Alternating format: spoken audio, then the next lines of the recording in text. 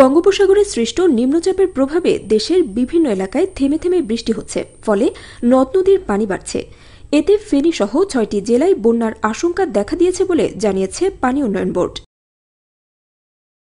বৃহস্পতিবার পানি উন্নয়ন বোর্ডের বন্যা পূর্বাভাস ও সতর্কীকরণ কেন্দ্র এক সংবাদ বিজ্ঞপ্তিতে এসব তথ্য জানায়। বিজ্ঞপ্তিতে বলা হয়েছে, আগামী দুদিন চট্টগ্রাম বিভাগের গোমতী, মুহুরী ও ফেনী নদীর পানি সমতল বাড়তে পারে। এই সময় মুহুরী নদীর পানি সমতল বিপদসীমা অতিক্রমের সম্ভাবনা রয়েছে।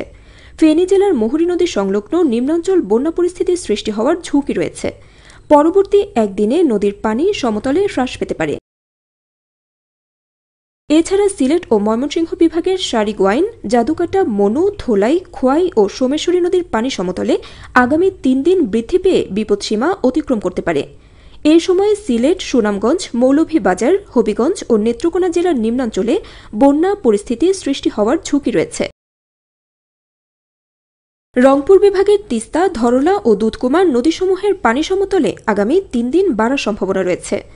তিস্তা নদী সতর্ক সীমায় প্রবাহিত হতে পারে। আগামী ২ দিন পর্যন্ত বরিশাল, খুলনা ও চট্টগ্রাম বিভাগের উপকূলীয় নদীতে স্বাভাবিক অপেক্ষা অধিক উচ্চতায় জোয়ার পরিলক্ষিত হতে পারে।